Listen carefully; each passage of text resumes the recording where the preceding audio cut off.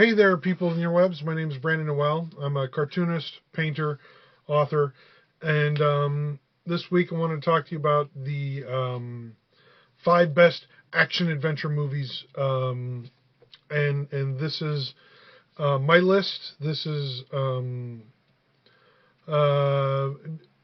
would say this is my list. If you don't like it, make your own list. I'd say it's subjective. Because if you disagree with me, you're wrong. That's just facts.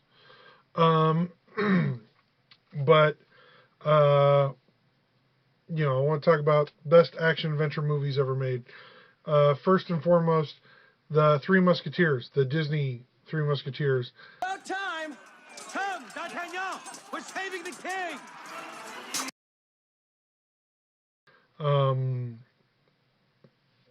Kiefer Sutherland, Chris O'Donnell, Oliver Platt, Tim Curry, Charlie Sheen. It came out in 1993. Really introduced me to swashbuckling and just I recently rewatched it. The swordplay holds up. Paul McGann, the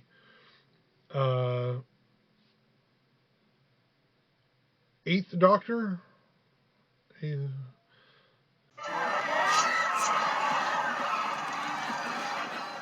sister's honor will not wait a moment longer! 6, 7, 8, or 9. Yeah, Eighth Doctor. Just off the top of my head. Beautiful film. Great adaptation. Tim Curry is an amazing villain. Anytime you can get Tim Curry to be your villain, you're in good shape. It's just one of my favorite films. Has some of the best quotable lines. Porthos, we're in a chase. Oh, yeah, red wine. It has a heart to it. Duty. It's a good movie. And yeah, when talking about like action adventure films, it makes my cut of top action adventure films. Next, in the same kind of genre of swashbuckler, gotta talk about Princess Bride. Princess Bride is an amazing film. Andre the Giant gives probably one of the better performances of his career. Other than that, him making me believe he cared about Hulk Hogan. It's a masterpiece. The scene where it has the greatest sword fight scene in all of cinema. This is not debatable. This is fact. Anybody who knows anything about swordplay, this is the greatest scene in all of cinema. I thought it fitting, considering the rocky terrain. Naturally. You must expect me to attack with Capaferro. Naturally. But I find that Tybalt cancels out Capaferro. Don't you? Unless the enemy has a study, he's a Grippa. Which I have. The Inigo Montoya and the Man in Black, when they fence, I saw that at a very young age, and I thought to myself, that's what I want to do, that's what I want to become. And over the course of 20 years, I have studied and learned swordplay and sword combat, and it has become a huge part of my life.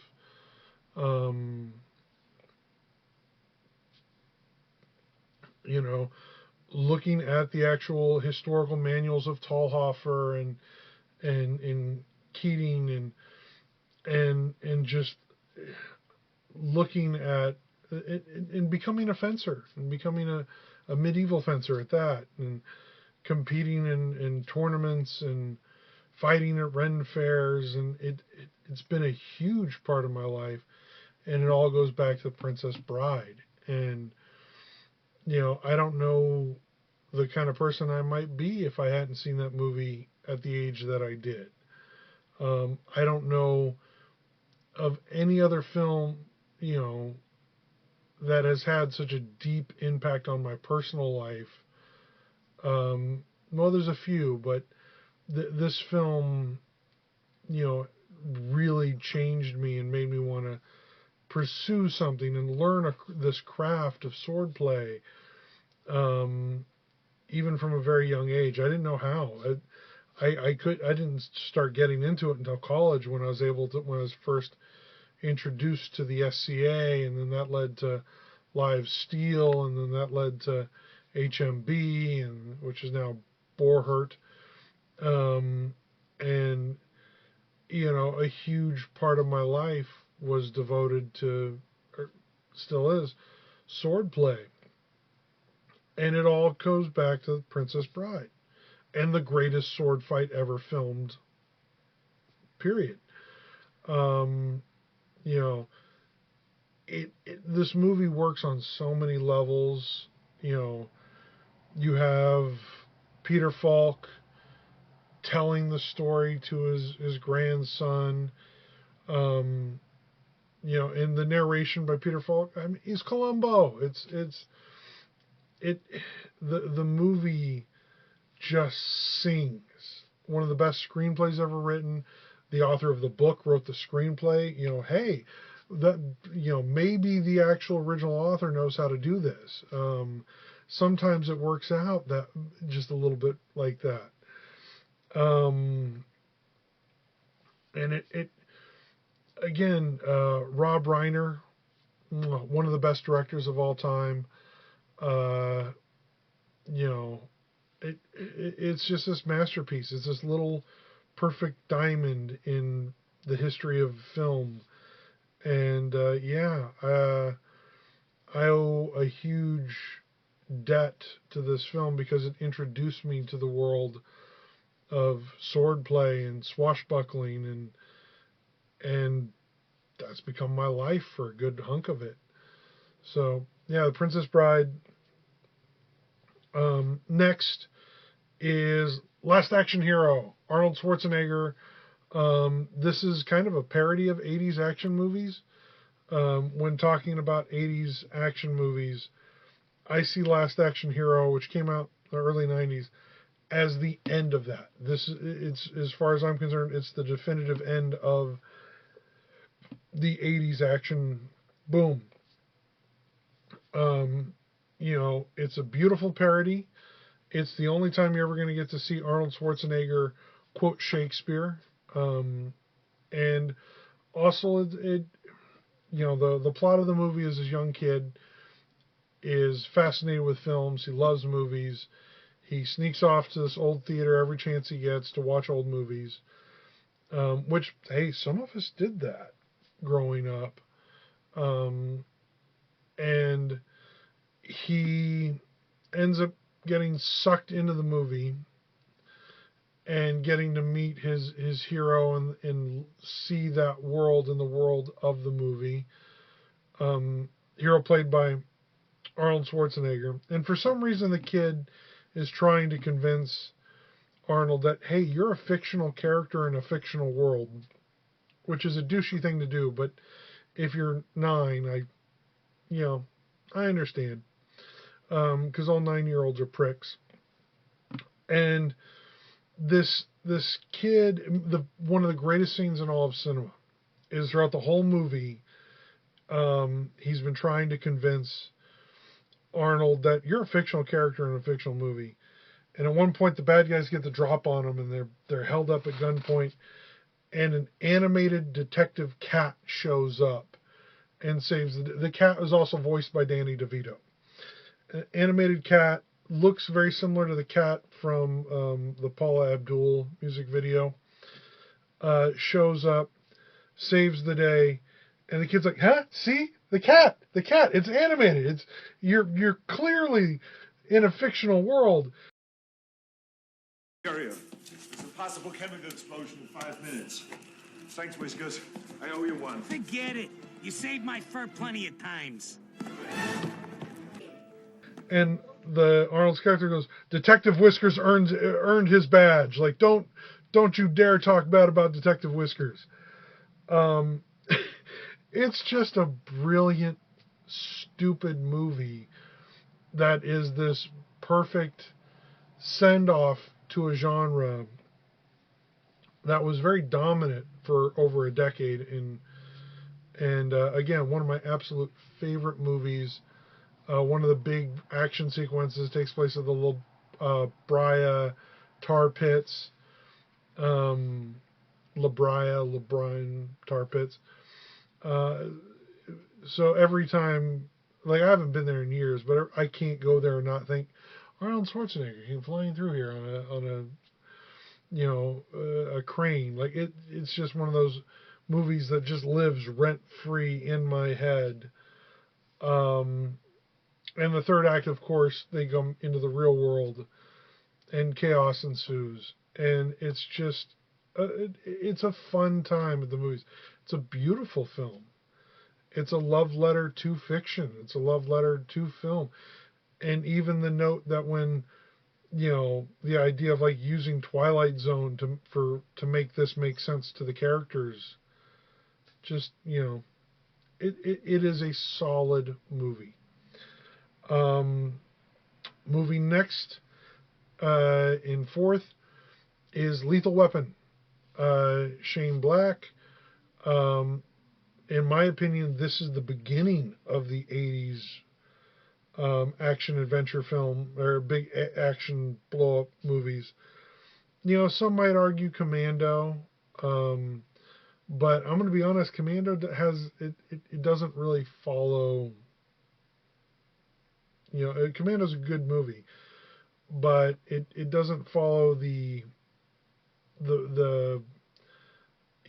kind of the Shane Black action adventure formula. And I think a lot of those 80s movies did, basically rip off Shane Black. But it's a buddy cop movie. It's, bigger than, at some point, a lot of these movies blend into each other.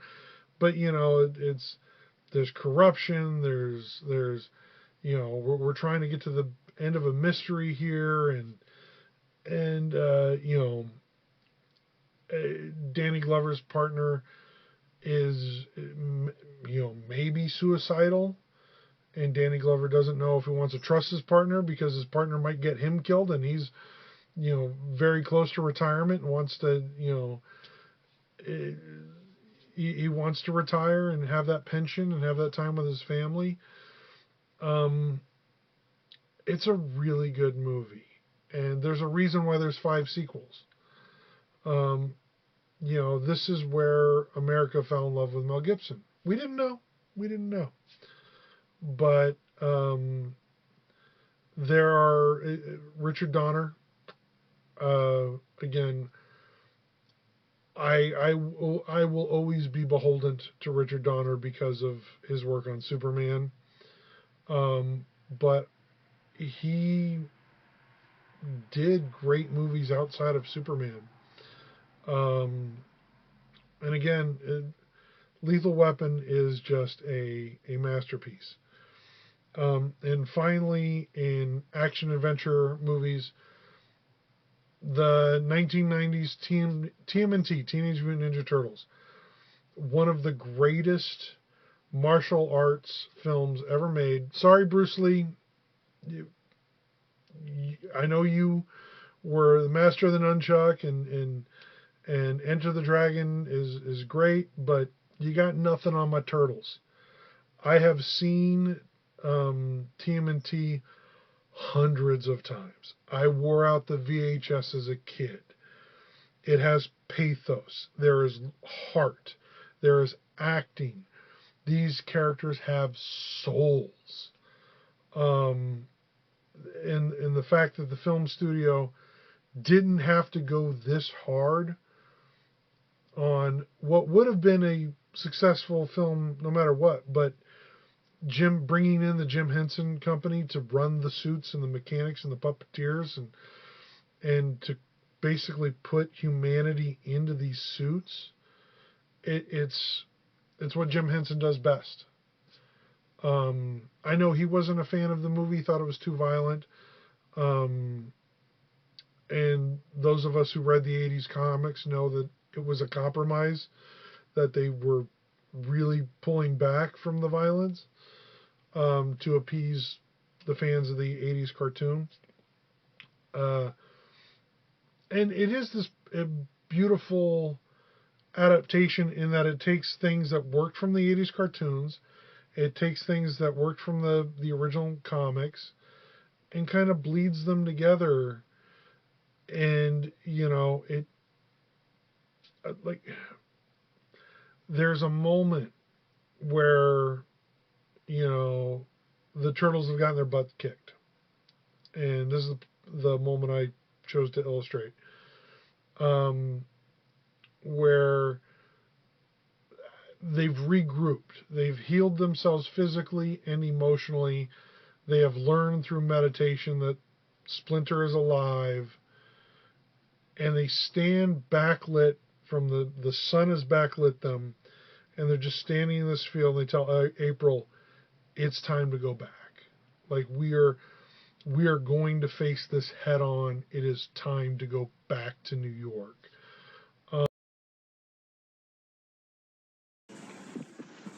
It's time to go back. It is my favorite moment in the entire film, other than when Raphael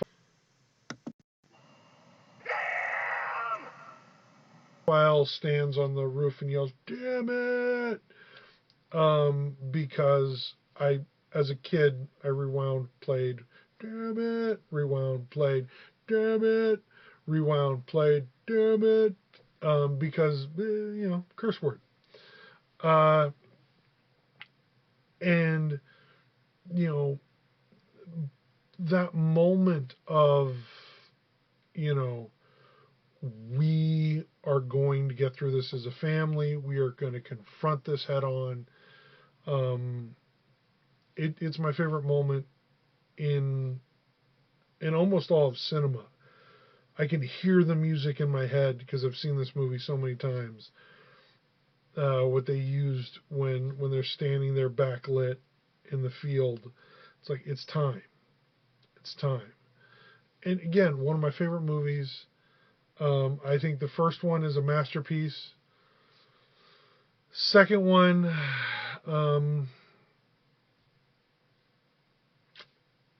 it's a movie.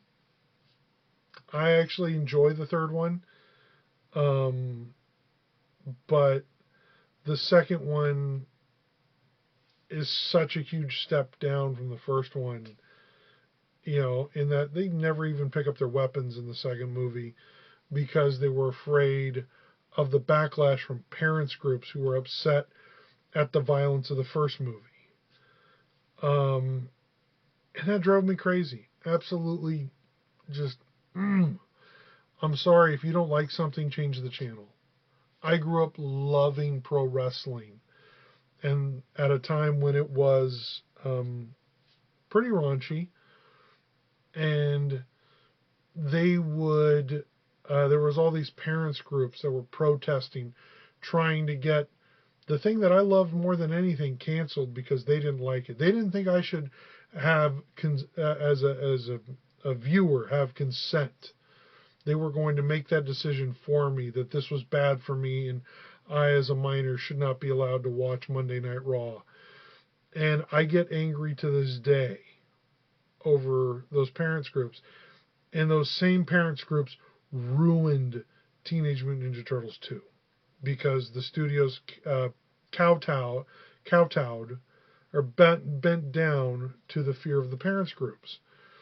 The first movie is a hard PG-13 movie, and that's where Turtles should be.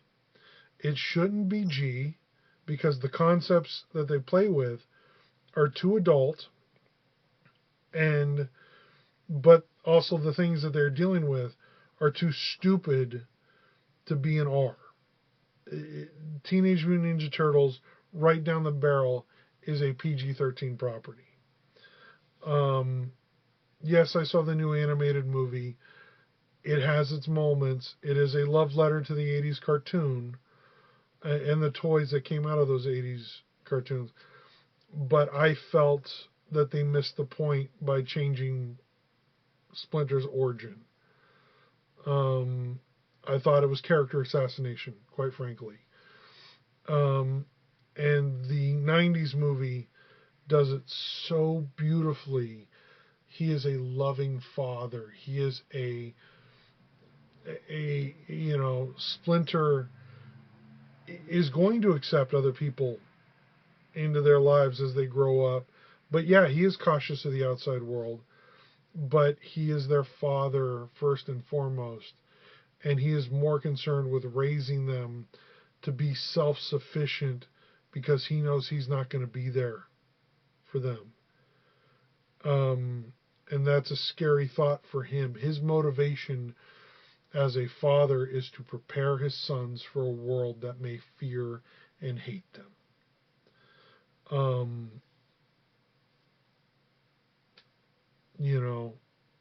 Why screw with the formula? But anyway, the first TMNT movie is definitely on my top 100 movies of all time. And it is definitely the best, one of the best action adventure film ever made. Patreon.com/Destiny Comics.